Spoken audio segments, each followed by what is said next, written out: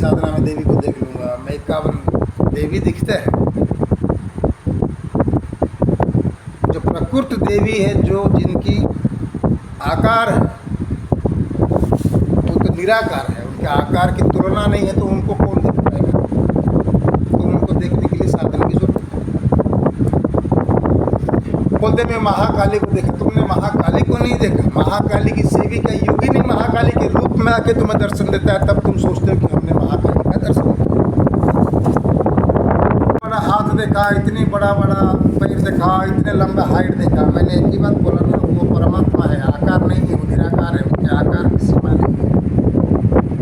वो आसमान से जमीन तक लंबा हो सकते हैं, चाहे तो 5 फुट। वो अपनी देह रक्षा, अपने शरीर की आकार प्रकार खुद बढ़ा सकते हैं, क्योंकि उनमें उनकी साधन है।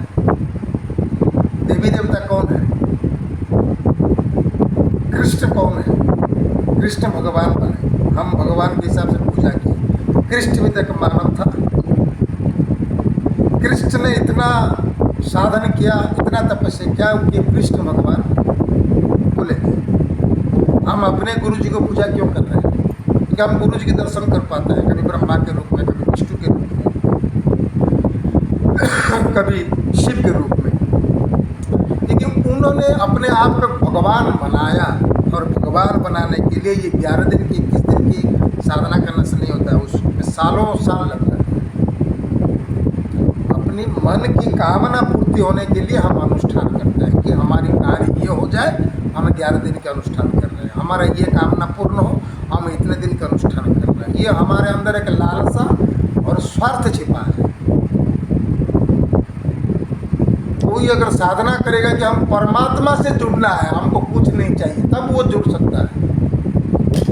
बिना स्वार्थ से जो परमात्मा से जुड़ सकता है, वही परमात्मा को पहचान सकता है। स्वार्थ के साथ साधन करने से परमात्मा से कभी जुड़ नहीं पाता है। उसकी स्वार्थ जो प्राप्त करना चाहता है, वो उसी को ही प्राप्त करता है। कोई कहेगा कि मुझे कुछ नहीं चाहिए, मुझे खाली परमात्मा को ही प्राप्त करना, तो वो परमात्मा की चिंतन में ही रहते हैं। इसलिए कहते हैं महादेव हे भोलेनाथ, आप तो हमेशा ध्यान में रहते हैं। वो भगवान है, फिर भी वो ध्यान ही करते हैं, वो ध्यान ही करते हैं, वो ध्यान ही करते हैं, ताकि उनकी ध्यान के और ध्यान से वो और महान शक्ति बन सके महादेव जी। क्योंकि अगर वो ध्यान में नहीं जाएंगे, हर कोई देवता हो, हर कोई देवी हो, हर कोई मनुष्य हो, हर कोई प्राणी हो, वो जब तक साधन ध्यान नहीं करेगा, वो उतनी ऊंचाई पे नहीं जा सकता। महादेव देवों के देव महादेव है, फिर भी वो ध्यान ही करते हैं।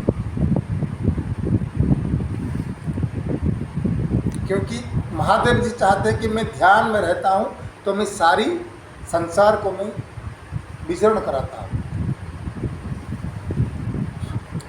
सारी संसार को वो संचालन कर रहे हैं, इसलिए वो ध्यान में जाते हैं। वो इतने ध्यान में जाते हैं कि वो ध्यान में ही देख सकते हैं कि संसार में किस जगह पर, किस देश में, किस गांव में क्या हुआ, कौन सा प्राणी क्या हुआ, कौन सा प्राणी क्या कर रहा है।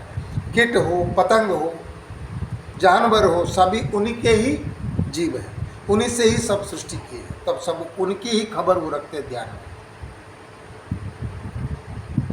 साथ में उनके विष्णु तत्वों को ध्यान करते हैं, राम तत्व को ध्यान करते हैं, और विष्णु भगवान भी शिव जी को ध्यान करते हैं। क्योंकि विष्णु भगवान और शिव जी में कोई अंतर नहीं है, दोनों एक है, बस रूप अलग है।